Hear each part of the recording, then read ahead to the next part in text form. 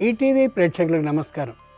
శుభోత్సు కార్యక్రమంలో ఈరోజు గ్రహఫలం అంశానికి స్వాగతం.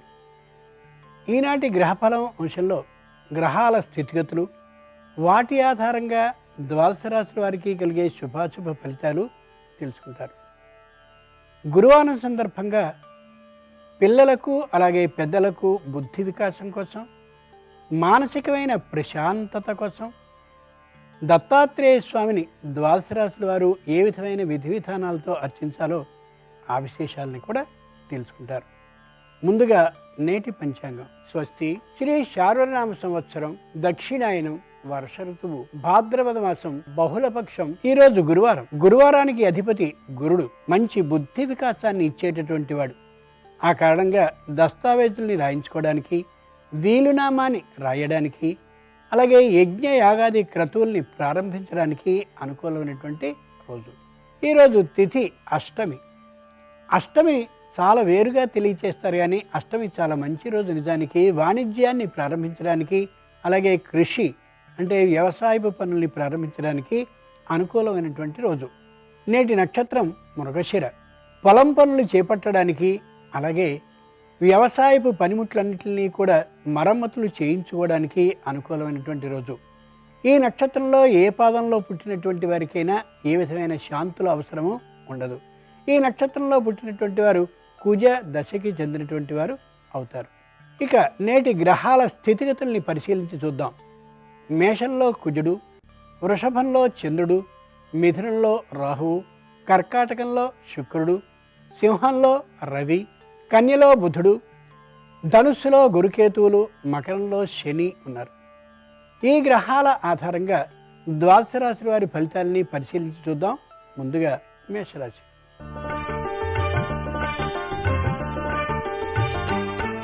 ఈరోజు మేషరాశి వారి ఫలితాలని పరిశీలించి చూస్తే పాత బాకీలు కొంతగా వసూలయ్యేటటువంటి అవకాశం కారణంగా ఆనందంగా ఉంటుంది ఈ రాశి వారికి. ఆచితూచి మాట్లాడడం కారణంగా వాద వివాదాలు ఏమాత్రం వచ్చే అవకాశం లేనేలేదు.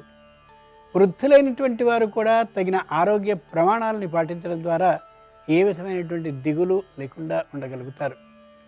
దూరపు ప్రయాణాలని వాయిదా వేసుకుంటారు. ఉద్యోగస్తులైనటువంటి వారికి శ్రమ అధికంగా ఉన్నప్పటికీ కూడా అధికారుల ప్రోత్సాహం ఉండేటటువంటి కారణంగా ఉత్సాహంగా పనుల్ని పూర్తి చేయగలుగుతారు. రుణాలను ఏమాత్రము తీసుకునే ఆలోచనలో ఉండరు. పైగా పొదుపు చేయాలనేటటువంటి ఆలోచన కూడా బాగా పెరిగే అవకాశం కనిపిస్తోంది.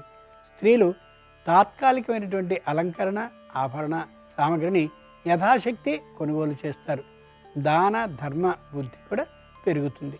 గురువారం సందర్భంగా మేషరాశి వారు దత్తాత్రేయ స్వామిని విభూతితో అర్చించినట్లయితే మానసిక ప్రశాంతత ఏర్పడుతుంది.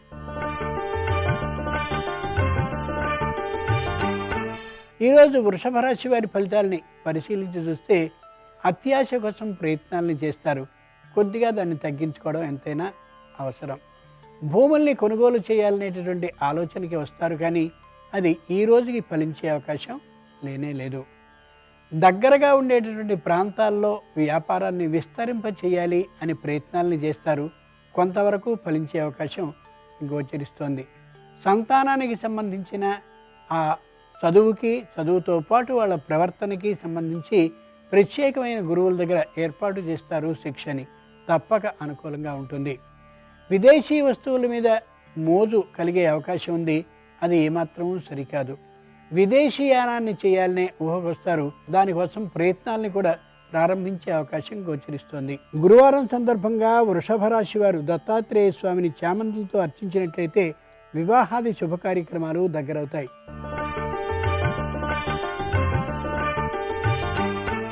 ఈరోజు మిథున రాశి వారి ఫలితాలని పరిశీలించి చూస్తే విపరీతమైనటువంటి పని ఒత్తిడి కారణంగా కొద్ది మానసికమైనటువంటి చికాకుతో ఉండే అవకాశం గోచరిస్తోంది. ఉద్యోగాన్ని మానివేయాలన్నంత చికాకు ఒకప్పుడు ఉన్నప్పటికీ కూడా ఆ ప్రయత్నాన్ని విరమించుకుని కుటుంబాన్ని వృద్ధి చేయగలుగుతారు. ప్రహారీలను నిర్మించడం కానీ, ఇంటిని మరమ్మతులు చేయడం కానీ ప్రారంభిస్తారు. ఈ రోజున అనుకూలంగానే ఉండే అవకాశం ఉంది. పెద్దలు, అనుభవజ్ఞులు అయినటువంటి వారిని సంప్రదిస్తూ మాత్రమే ఏ పనైనా చేస్తారు. అది చాలా చాలా మంచిదైనటువంటి పని. కుటుంబంలో ఒకరిని గురించినటువంటి తాత్కాలికమైన ఆందోళనగా ఉంటుంది ప్రవర్తన విషయంలో. అలా భయపడవలసిన అవసరం ఏమాత్రమూ లేనే లేదు. అలంకరణ, ఆభరణ, ఇంకా ఇతరమైనటువంటి గృహోపయోగ వస్తు సామగ్రిని కొనాలి అని అనుకుంటారు. అది ఈ రోజుకి మాత్రం సాధ్యపడకపోవచ్చు. దత్తాత్రేయ స్వామిని మిథున రాశి వారు గురువారం సందర్భంగా మందారాలతో అర్చించినట్లయితే పెద్దలతో పరిచయాలు ఏర్పడతాయి.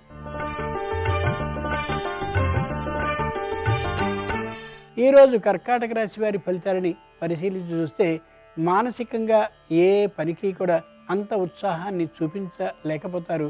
దానికి కారణం వ్యాపారపు పని ఒత్తిడి అయినటువంటి కారణంగా. వ్యాపారంలో ఆర్థికంగా మంచి లాభాన్ని పొందగలుగుతారు. పూర్వం రావాల్సినటువంటి బాకీలు కూడా వసూలు అయ్యేటటువంటి కారణంగా మంచి ఆనందంగా ఉంటారు. ఆర్థికమైన స్తోమత బలంగా ఉన్నప్పటికీ కూడా ఆర్థికమైన లోటుని పూర్వం చూసిన కారణంగా కొనడానికి వెనుకాడుతారు. ఆలోచించుకుని ఖర్చు చేసుకోవడం ఉత్తమం. బంగారపు వస్తువులు అలాగే వెండి వస్తువులు కొనాలనే ఆలోచన లోపల ఉంటుంది, కానీ ధైర్యం చేసి మాత్రం ఆ వస్తువుల్ని తెచ్చుకోరు. ఈనాటికి పొలాలకి సంబంధించినటువంటి మరమ్మతులకి ధనాన్ని ఖర్చు చేస్తారు. అది చాలా చాలా మంచి ఆలోచన. అన్నీ అనుకూలంగానే ఉంటాయి. ముఖ్యంగా ధాన్య వ్యాపారాన్ని చేసేటటువంటి వారికి మరింత లాభం చేకూరే అవకాశం కనిపిస్తోంది. గురువారం సందర్భంగా కర్కాటక రాశి వారు దత్తాత్రేయ స్వామి వారి నందివర్ధనాలతో అర్చించినట్లయితే రుణ బాధ విముక్తం అవుతుంది.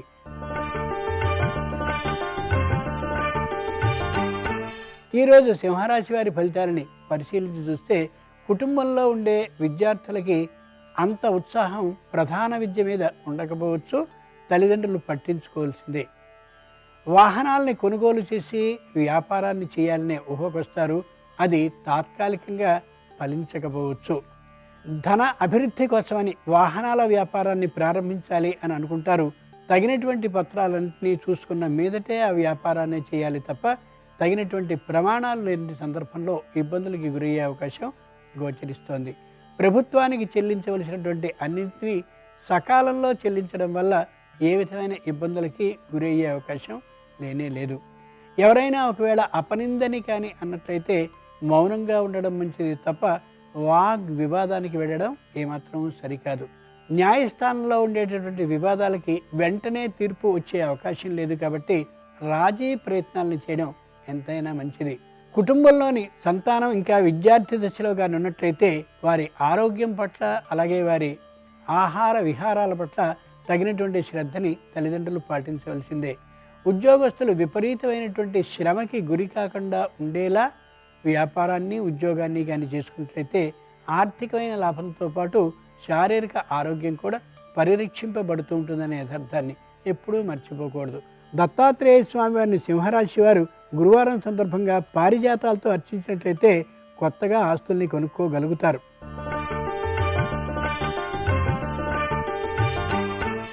ఈరోజు కన్యారాశి వారి ఫలితాలని పరిశీలించి చూస్తే అనవసర వ్యయాన్ని చేసే అవకాశం బాగా గోచరిస్తోంది. ఒక్కరే నిర్ణయాన్ని తీసుకుని అంత ఖర్చుని చేసే అవకాశం కూడా కనిపిస్తోంది. ఔషధాలని సేవించవలసినటువంటి అవసరం ఏర్పడవచ్చు, కానీ ఆలోచించి మాత్రమే ఔషధ సేవ చేయడం అవసరం. అనారోగ్య భావన ఏమాత్రము ఉండనే ఉండదు. ఇంట్లో పెద్దలైనటువంటి వారికి కూడా ఆరోగ్యం సక్రమంగా ఉంటుంది, సరిగా ఉంటూ ఉంటుంది. వారు తగిన భద్రతా ప్రమాణాలని పాటిస్తూ ఉంటారు. వ్యావసాయిక రంగానికి చెందినటువంటి వారికి మంచి దిగుబడి వస్తుందనేటటువంటి ధైర్యం, నమ్మకం ఉండేటటువంటి కారణంగా మరింతగా ఖర్చు చేసే అవకాశం గోచరిస్తోంది. పెట్టుబడి పెట్టడానికి ధనాన్ని పొదుపు చేసుకోవడం ఎంతైనా అవసరం. కార్మిక రంగానికి చెందినటువంటి వారికి చెప్పుకోదగినటువంటి కష్ట నష్టాలు ఏమాత్రము ఈ రోజుకి లేనే లేవు. మహిళలు ఉత్సాహపూరితమైనటువంటి వాతావరణంలో ఉంటారు. దాన ధర్మ దృష్టితో ఉంటారు. పూజా పురస్కార దృష్టితో కూడా ఉండి కుటుంబాన్ని సుఖశాంతులతో ఉంచగలుగుతారు. దత్తాత్రేయ స్వామిని కన్యారాశి వారు గురువారం సందర్భంగా అక్షతలతో అర్చించినట్లయితే ఆభరణాలని కొనుక్కునే అవకాశం ఏర్పడుతుంది.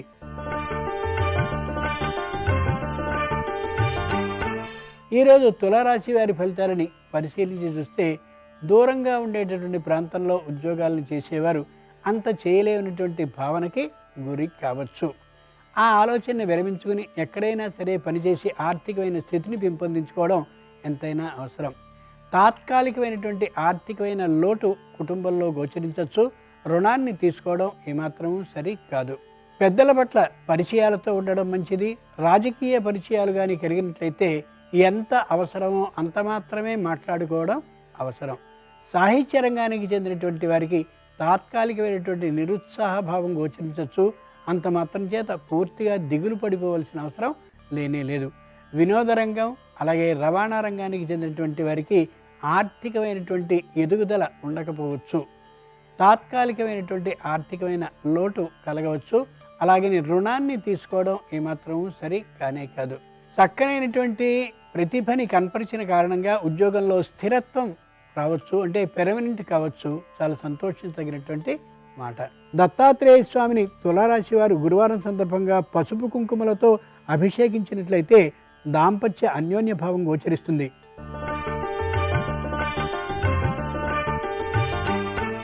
ఈరోజు వృశ్చిక రాశి వారి ఫలితాలని పరిశీలించి చూస్తే స్పష్టమైన అవగాహనతో గాంభీర్యంతో గట్టిగా మాట్లాడే అవకాశం కనిపిస్తుంది. శైలిని మార్చుకోవడం ఎంతైనా అవసరం.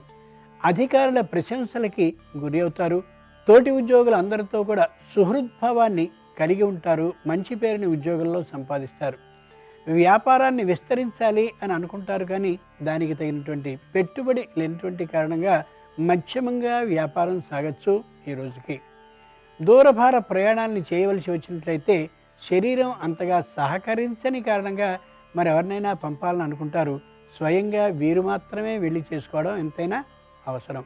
సంతానానికి సంబంధించిన చదువు అత్యున్నత స్థాయిలో ఉంటుంది. అలాగే వేతన అభివృద్ధి కూడా వచ్చేటటువంటి ఉద్యోగం చదువు దశలోనే ప్రాప్తించేటటువంటి అవకాశం కనిపిస్తుంది. వాహనం మీద ప్రయాణించే సందర్భంలో లేదా వాహనాన్ని నడిపే సందర్భంలో తగుమాత్రపు భద్రతా ప్రమాణాలని పాటించడం అవసరం. కుటుంబానికి సంబంధించిన మంచి అండగా నిలబడే పేరు వీరికి ఉన్నటువంటి కారణంగా 10 మంది సహాయానికి వచ్చేటటువంటి అవకాశం ఉంటుంది. ఆలోచించి మాత్రమే వారికి సహాయపడడం అవసరం. దత్తాత్రేయ స్వామిని వృశ్చిక రాశి వారు గురువారం సందర్భంగా ఎర్రగన్నేరులతో అర్చించినట్లయితే అధికారుల ప్రశంసలు లభిస్తాయి.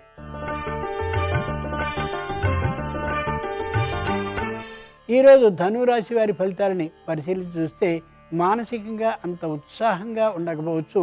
దానికి కారణం ఎవరినీ ఆలోచించకుండా సంప్రదించకుండా తమకు తామే ఒక నిర్ణయాన్ని చేసుకుని ఉండడం.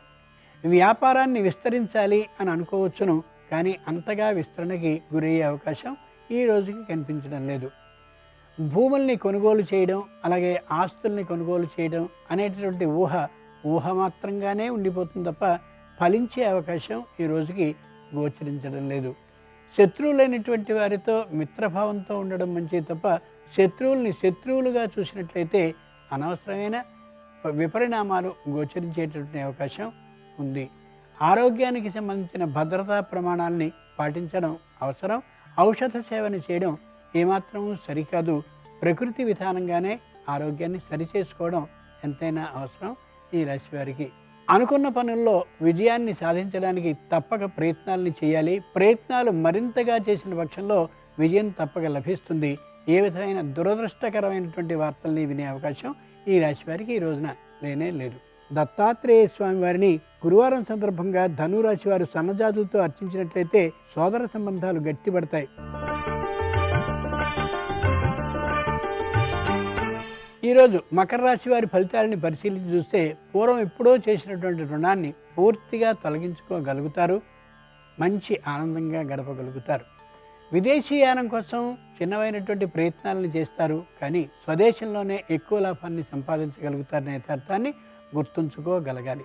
పిరికితనాన్ని విడిచిపెట్టి ధైర్యంగా మాట్లాడగలుగుతారు. వాద వివాదాల్లో ధర్మబద్ధమైనటువంటి వాదన చేసిన కారణంగా విజయాన్ని సాధించగలుగుతారు. బంధుమిత్రుల రాకపోకలు చక్కగా ఉంటూ ఉంటాయి.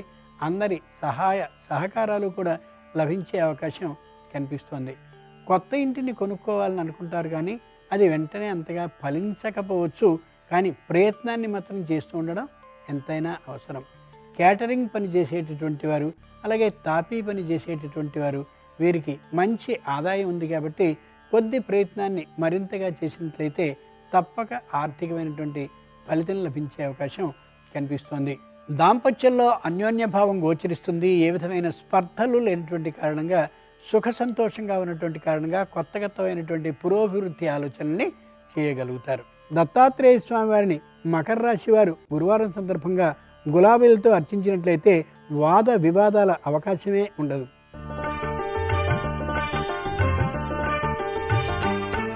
ఈరోజు కుంభరాశి వారి ఫలితాలని పరిశీలించి చూస్తే ఉద్యోగంలో ఏ విధమైనటువంటి ఒత్తిడులు లేనటువంటి కారణంగా కొద్దిగా బద్ధకించేటటువంటి అవకాశం కనిపిస్తోంది. ఎప్పటి పనిని అప్పుడు పూర్తి చేయడం ఎంతైనా అవసరం. విదేశీయానాన్ని చేయాలనే ఊహని పూర్తిగా విరమించుకుంటారు. స్వదేశంలోనే వ్యాపార సంస్థని ప్రారంభించాలనే కొత్త ఆలోచనకి వచ్చి దానికి సంబంధించిన ప్రణాళికల్లో నిమగ్నం అయిపోతారు కూడా.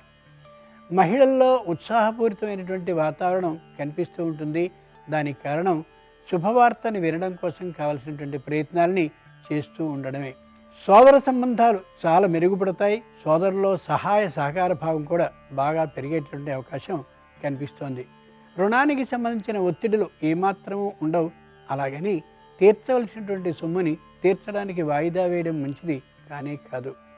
చక్కనైనటువంటి కీర్తి ప్రతిష్ట సంఘంలో లభిస్తూ ఉంటుంది. దాన్ని మరింత వృద్ధి చేసుకోవడం అవసరం. ఉద్యోగస్తులైనటువంటి వారు పోటీ పరీక్షలకి లేదా పై పరీక్షలకి కానీ సిద్ధపడినట్లయితే తప్పక విజయాన్ని సాధించగలిగే అవకాశం బాగా గోచరిస్తోంది. ముఖ్యంగా ఇంటికి సంబంధించినటువంటి మరమ్మతుల్ని, అలాగే ఇతరమైనటువంటి సంస్థలో అంటే వ్యాపార సంస్థలో ఏ విధమైన చిన్న చిన్న యంత్రాలకి సంబంధించిన మరమ్మతులు ఉన్నట్లయితే చేసుకోవడానికి ఇది మంచి అనుకూలమైనటువంటి కాలం. కూలీలు పనివారు దొరికేటువంటి అవకాశం బలంగా గోచరిస్తోంది. మొత్తానికి వ్యాపారానికి అలాగే గృహానికి అనుకూలమైనటువంటి కాలంగా ఈ రోజుని చెప్పొచ్చు. గురువారం సందర్భంగా దత్తాత్రేయ స్వామిని కుంభరాశి వారు కనకాంబరాలతో అర్చించినట్లయితే లోగడ ఇచ్చిన బాకీలు వసూలయ్యే అవకాశం ఉంటుంది.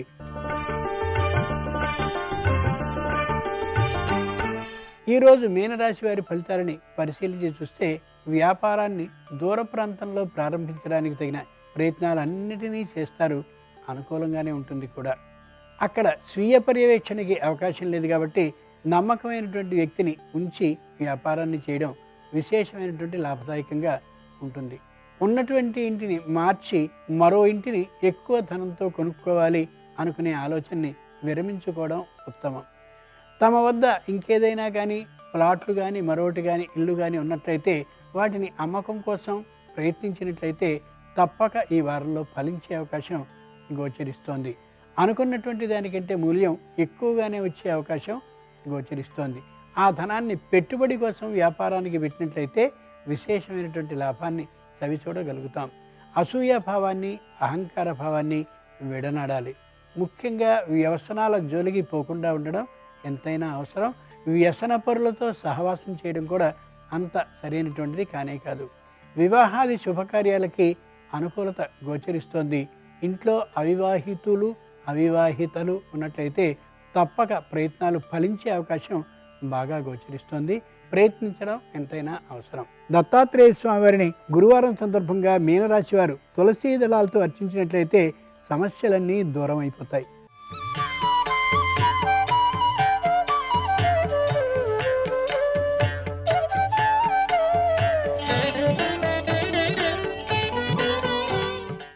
శుభమస్తు కార్యక్రమంలో గృహబలం అంశానికి స్వాగతం. వాస్తుశాస్త్రంలో శుభ అశుభాల యొక్క ప్రభావం ఏ తీరున ఉంటుంది అనే విషయాన్ని ప్రతి ఒక్కరూ గ్రహించాలి. సహజంగా వీధిపోటుకు గురి అయ్యేటువంటి భవనాలు, గాలి ప్రవేశించటానికి అనువుగా లేని భవనాలు, ఇవన్నీ కూడాను అశుభకర ప్రభావాల్ని చూపిస్తాయి. వీధిపోటు అనేటువంటిది వాస్తులో అత్యధిక ప్రాధాన్యతను కలిగి ఉంటుంది. అది కూడా నైరుతి వీధిపోటు, పడమర వాయువ్య వీధిపోటు, ఆగ్నేయ వీధిపోటు అనర్థదాయకమైనటువంటి ప్రభావాల్ని కలిగిస్తాయి అంటోంది శాస్త్రం. పోటు అంటే బాధ. బాధ లేనటువంటి గృహం సర్వవిధ శ్రేయోదాయకం కదా. మరి ఎప్పుడైతే ఏ విధమైనటువంటి వీధిపోటు ఉన్నా, గాలి ప్రసరించడానికి అనువుగా లేనటువంటి భవనం ఉన్నా, పిల్లలకు ఎక్కువగా అశుభాన్ని కలిగిస్తాయి సుమా అంటోంది శాస్త్రం. అలాగే ఇంట్లో ఉత్తరం వైపుకు పడమర వైపుకు కాళ్ళు పెట్టుకోని విధంగా పడకలను ఏర్పాటు చేసుకోవాలి. ఎవరైనా సరే, ఎప్పుడైనా సరే, ఎక్కడైనా సరే పడకలు అనేటువంటివి ఏర్పాటు చేసుకునేటప్పుడు ఈ విధి విధానాన్ని చక్కగా పాటించి తీరాల్సిందే. తూర్పు వైపుకి దక్షిణం వైపుకి కాళ్ళు పెట్టుకొని పడుకోవటం మంచిది కాదు. అలాగే ఇంట్లో నలుగురు కూడాను నడిచే దారిలో పడుకుంటే కంటికి సంబంధించిన రుగ్మతలు త్వరగా సంప్రాప్తమవుతాయి సుమా అంటోంది వాస్తుశాస్త్రం. ఇంటికి అతి దగ్గరలో మహావృక్షాలు గనక ఉన్నట్లయితే ఆ వృక్షాల యొక్క నీడ మీ ఇంటి పైన గనక పడ్డట్టయితే దానివల్ల కూడాను మానసిక అశాంతి కలగటానికి ఆస్కారం ఉంది. ఇంటికి అతి దగ్గరలో మహావృక్షాలు ఉన్నప్పటికీ ఆ వృక్షపు నీడ ఛాయలు మీ ఇంటి పైభాగాన మాత్రం పడకుండా చూసుకోండి.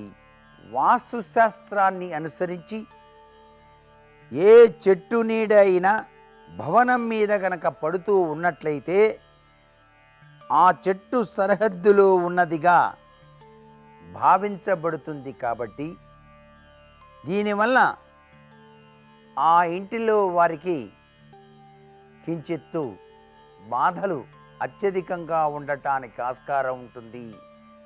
కనుక ఇటువంటి చెట్లను పెరగనివ్వకుండా జాగరూకత వహించాలి.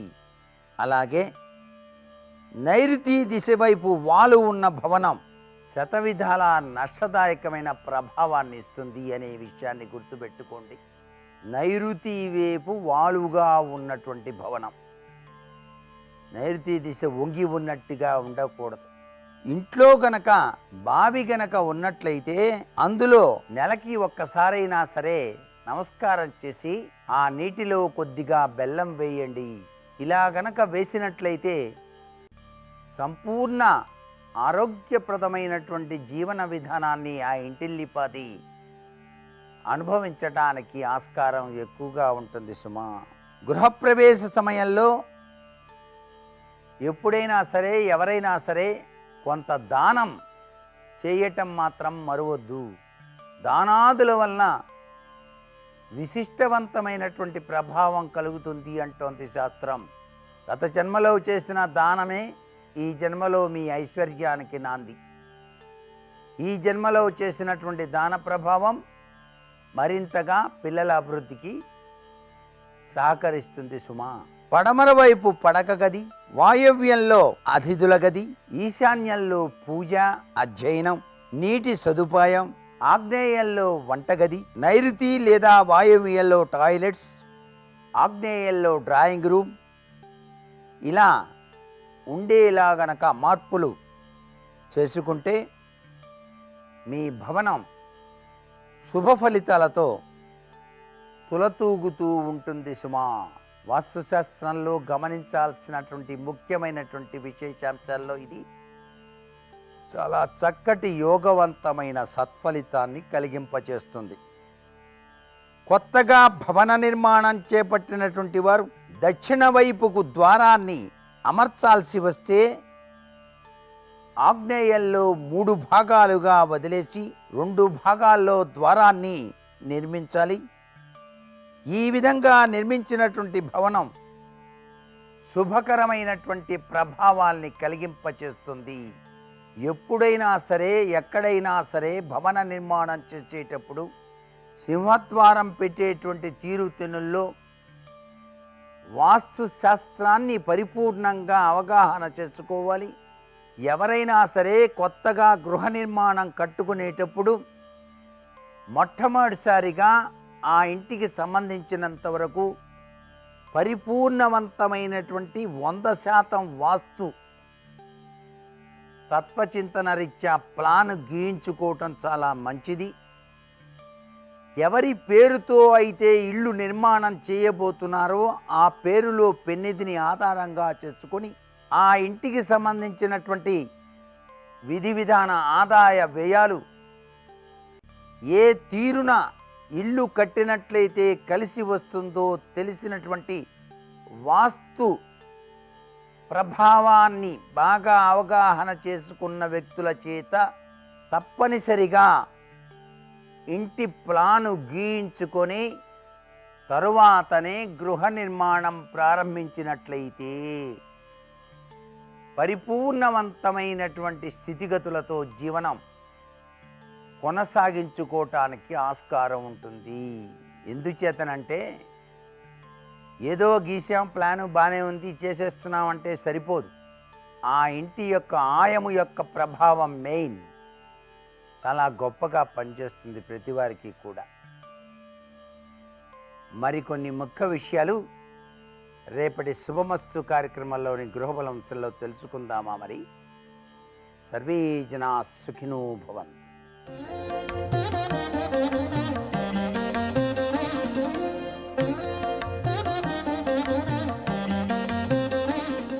శుభోదయం. శుభమస్తు కార్యక్రమంలో సంకల్ప సిద్ధి అనే అంశానికి స్వాగతం. పితృపక్షాలలో మహాలయ పక్షం పేరిట నిర్వహింపబడే ఈ 15 రోజులలో గురువారం నాడు మనం ఇలా సంకల్పాన్ని గురించి మాట్లాడుతున్నాం. సంకల్ప సిద్ధి ఎలా చేస్తే బాగుంటుంది, సంకల్ప సిద్ధి ఎలా పొందగలుగుతాం అన్న విషయం మీద వివేచన చేస్తున్నాం. గురువారానికి బృహస్పతి గురువు ఆధిపత్యంలో ఈ వారం ఉంటుంది. ఈ వారం వస్త్రాన్ని దానంగా ఇచ్చిన పక్షంలో జ్ఞానాభివృద్ధి అని మనకు సంప్రదాయం బోధిస్తుంది. సంప్రదాయ సనాతన పరిహార విజ్ఞాన శాస్త్రం గురువారం నాడు వస్త్రదానం యోగ్యమైనది అంటూ సూచించింది. పితృదేవతల అనుగ్రహం పొందగోరి మనం చేసే ప్రతి కర్మలో కూడా వస్త్ర వినియోగం ఉంటుంది. శ్రాద్ధాధిక కర్మలలో మనం గమనించినట్లయితే సంకల్పం చెప్తాం, తిథిర్ విష్ణు స్థితిర్వారం అంటాం, శ్రాద్ధ సంరక్షక శ్రీమన్నారాయణమూర్తిని ఆహ్వానిస్తాం. అలాగే తండ్రి, తాత, ముత్తాత, వసురుద్ర ఆదిత్య రూపాలు ఇలా గతించిన పితరులందరినీ కూడా స్మరించుకుంటాం. వారికి పిండ ప్రదానాదిక కర్మలలో వస్త్రాన్ని ఆచ్ఛాదనగా కప్పుతాం. తర్పణాదులు విడిచే సమయంలో మెడలో వేసుకున్న సూత్రము దారమును తడిపి ఆ తడిపిన ఆ దారపు నీటిని అందిస్తాం. చంద్రునికో నూలు పోగు అన్నమాట అంటాం. అతి దాహతి వేసిన పక్షంలో దాహతిని మనం నియంత్రించుకోలేని సమయాలలో దాహతి తీర్చుకునే నిమిత్తమై మంచినీరు ఉపలభ్యం కావాలన్నటువంటి ప్రాంతాలలో ఉన్నప్పుడు మనం అంచు ఉత్తరీయం చివర, చొక్కా చివర, ధోవతి చివర, చీర అంచు చివర, దుపట్టా చివర ఇలా వస్త్రాన్ని నమిలితే నోటిలో కొంత నీరు పెళ్ళుబికి వస్తుంది, ఊరుతుంది, లాలాజలం స్రవిస్తుంది. ఈ నీరు ఎలా వచ్చింది? వస్త్రం ద్వారానా? రేవతి ఈస్వాక్షకృతికాశ్చాకంతగ్స్తవా ధియోవయన్న వగ్న. మన శరీరానికి వర్చస్సును పెంచేది వస్త్రం. వసనము శరీరం ఈ వస్త్రములలో నివసించి ఉన్నది. శరీరానికి ఓజస్సును, భ్రాజస్సును, తేజస్సును అనే మూడింటిని అందించేది వస్త్రం. ఈ వస్త్రాన్ని గురువారం నాడు దానం ఇస్తే జ్ఞానాభివృద్ధి. అలాగే పితృపక్షాలలో పవిత్రపరమైన కర్మలు చేసే సమయంలో కూడా వస్త్రదానం తప్పనిసరి అంటుంది సంప్రదాయం. ఈ రోజున పితృదేవతలను స్మరించుకుంటూ శక్తి ఉన్నవారు, అలవాటు ఉన్నవారు, ఆచారాలలో ఉన్నటువంటి వారు, సంప్రదాయాన్ని పాటించేటటువంటి వారు శ్రాద్ధాధికారులు ఏర్పాటు చేయవచ్చు. లేని పక్షంలో సమస్త పితరుల అనుగ్రహం పొందగోరి వస్త్రం దానం చేయాలి.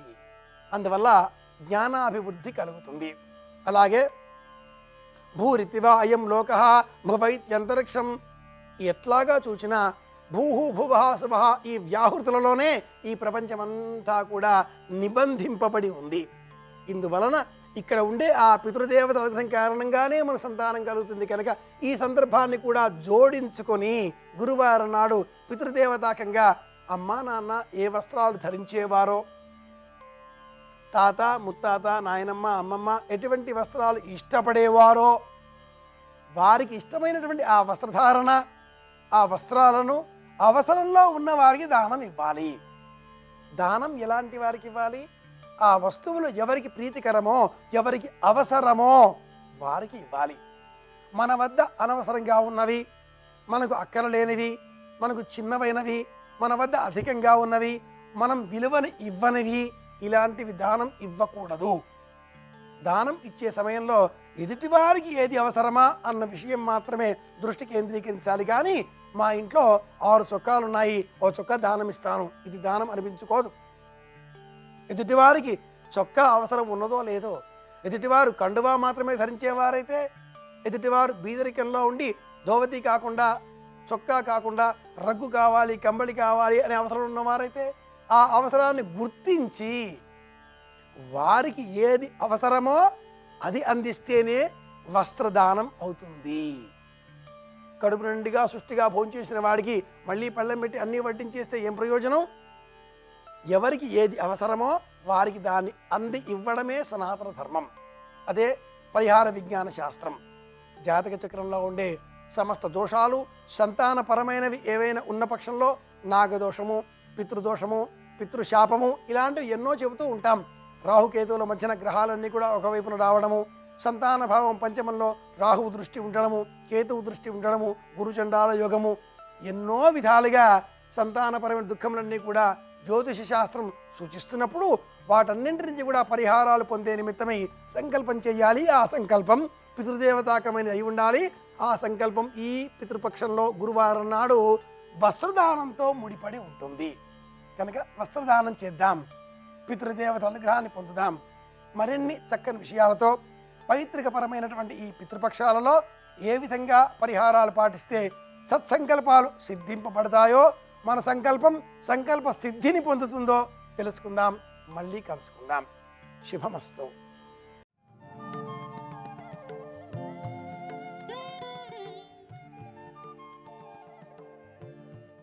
నమః శివాయ నమః శివాయ ఓం నమః శివాయ నమః శివాయ నమః శివాయ ఓం నమః శివాయ.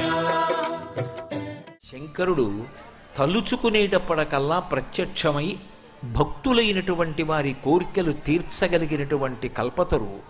మరి అటువంటి వాడు కాకపోతే కళ్యాణ రూపం లోకంలో ఎవడిది కళ్యాణ రూపం అని చెప్పాలి? అందుకే మీరు ఏ కోణంలో ఆలోచించండి, ఆయన కన్నా కళ్యాణ రూపమున్నవాడు లోకంలో ఇంకొకడు ఉండడు. అందుకే కాళహస్తీశ్వర శతకంలో దూర్జటి ఒక ప్రశ్న వేశాడు. లోకంలో ఎవరందగాడు అంటే సాధారణంగా మనం ఏమంటాం? శ్రీ మహావిష్ణువు అంటాం. ఎందుకంటే ఆయన చూడ్డానికి ఎంతో అందంగా ఉంటాడు. పట్టుపుట్టం కట్టుకుని చతుర్భుజములలో శంఖచక్రములు గదాపద్మములను పట్టుకుని ఉంటాడు. అసలు పుట్టినప్పుడు కూడా అందం అంతే.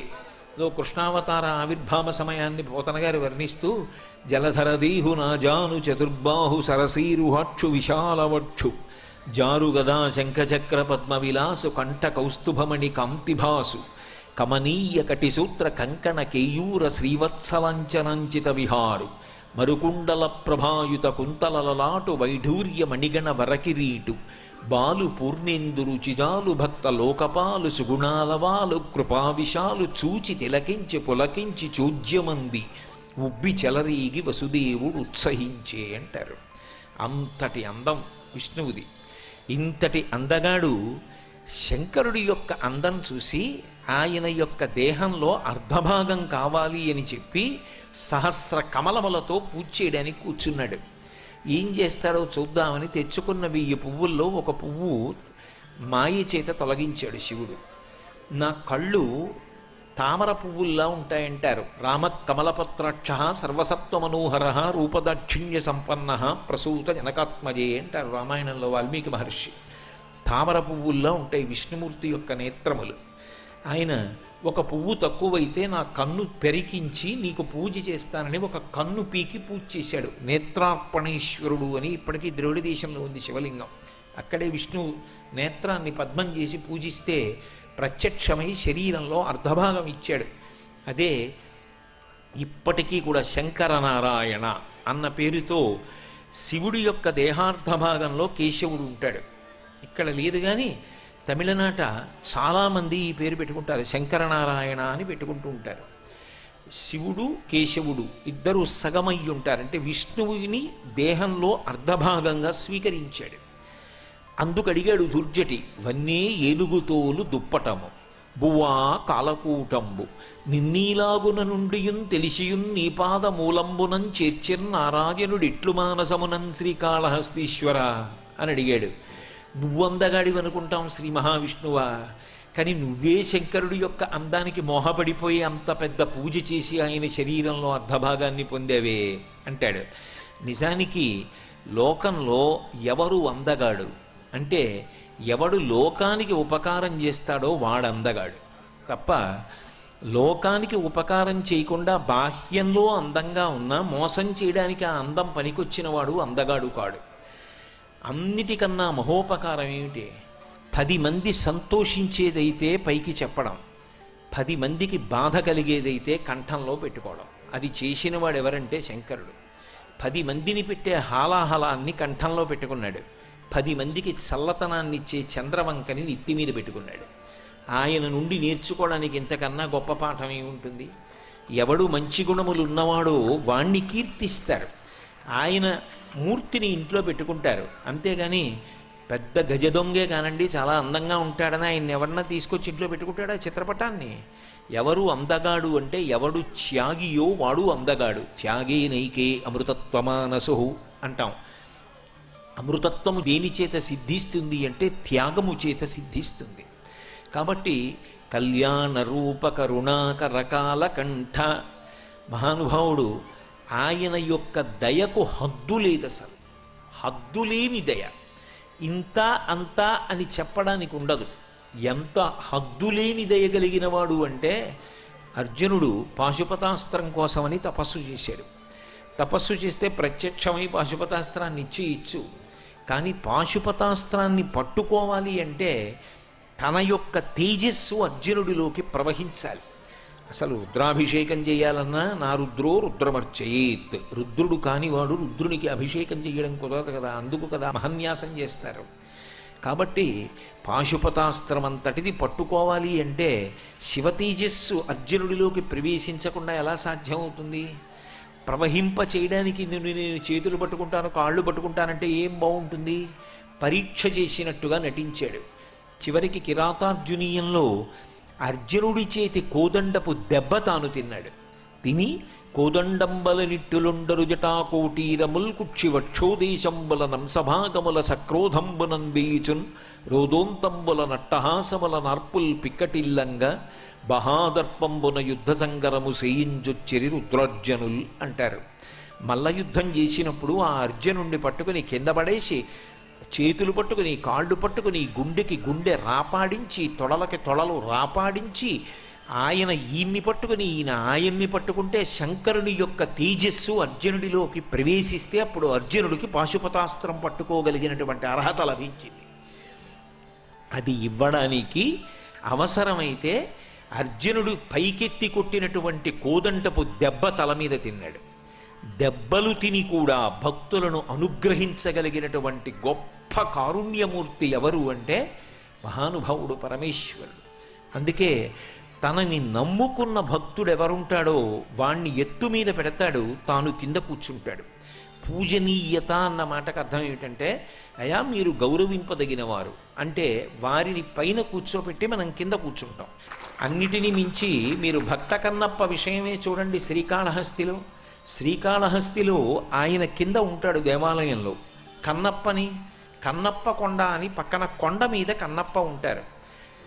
తనని నమ్మినటువంటి భక్తుడు, త్రికరణ శుద్ధి కలిగినటువంటి వాడు, తన యందు అంత ఆర్తి ప్రేమ కలిగిన వాడెవరో వాడు అందరి చేత గౌరవింపబడవలసిన వాడు. నువ్వు ఏ రకమైన కళ్ళజోడులోంచి చూసి కూడా వారి యొక్క గౌరవాన్ని తగ్గించడానికి వీలు లేదు సుమా అని చెప్పడానికి ఆయనని పైన కూర్చోపెట్టి తాను కింద కూర్చున్నవాడు శంకరుడంటే. అంతటి కారుణ్యమూర్తి. అందుకే కళ్యాణ రూప కరుణాకర కాలకంఠ అంటే నల్లని కంఠమున్నవాడా. నిజానికి సితవపుహు అని పేరు. శ్రీశైల మల్లికార్జున సుప్రభాతంలోనే ఉంది. సితవపుహు, మల్లికా పుష్పం ఎలా ఉంటుందో అలా తెల్లటి శరీరంతో ఉంటాడు ఆయన. సాధారణంగా లోకంలో తెల్లగా ఉన్నవాళ్ళు అందరికీ కనపడే చోట శరీరం మీద మచ్చ వచ్చిందనుకోండి చాలా బెంగపెట్టేసుకుంటారు. అమ్మో అందరూ ఇదే ఏం మచ్చొచ్చిందే అలా మచ్చొచ్చిందే అలా మచ్చొచ్చిందే అని అడుగుతారని బెంగపెట్టుకుని ఎంత తొందరగా మచ్చపోవాలా అని వైద్యం తీసుకుంటారు. లేదా ఆ మచ్చ పోయే వరకు అసలు వీధిలోకి వచ్చేవరకు కనపడకుండా ఎక్కడ ఉంటారు. కానీ శంకరుడు అంత తెల్లటి శరీరం ఉన్నవాడు నల్లటి మచ్చ తెచ్చుకున్నాడు. ఎక్కడ అందరికీ కనపడేటట్టు ఇక్కడ నల్లటి మచ్చ వచ్చింది కంఠానికి. దేనికి మచ్చ వచ్చింది? ఆయన ఏదో దోషం చేస్తే వచ్చిన మచ్చ కాదు, లోకాలన్నీ రక్షించడానికి మచ్చ తెచ్చుకున్నవాడు. కాలకంఠ కాలాహలం పుట్టి లోకాలన్నింటినీ తినేస్తుంటే తన చుట్టూంచుర సంఘముల్ జయజయధ్వానంబులన్ బొబ్బిడన్ ఘనగంభీరవంబుతో శివుడు లోకద్రోహి హుంపోకు రమ్మని కింగేల తెమల్చి కూర్చి కడిగా నంకించి జింబూఫలంబున సర్వంకషమున్ మహావిషమునాహారించి హేలాగతిన్ ఉదరము లోకంబులకును సదనంబకు టెరిగి శివుడు చటుల విషగ్నిన్ కుదురుకొని కంఠబిలమున పదిలంబుగా నిలిపే సూక్ష్మ పలరసము క్రియన్. ఆ హాలాహలానికి ఎదురెళ్ళి ముద్ద చేసి నోట్లో పెట్టుకుని మింగేస్తే కడుపులో ఉన్న లోకాలు పోతాయి, వదిలేస్తే బయట ఉన్న లోకాలు పోతాయని మింగకుండా కక్కకుండా కంఠంలోనే ఉంచుకుని తెల్లటి కంఠం నల్లగా అయిపోతే దానికోసం ఏం బెంగ పెట్టుకోకుండా లోకం కోసం నాకు మచ్చొచ్చినా పర్వాలేదని నిలబడినటువంటి మహాత్ముడు శంకరుడు. నమః శివాయ నమః శివాయ ఓం నమః శివాయ నమః శివాయ నమః శివాయ ఓం నమః శివాయ.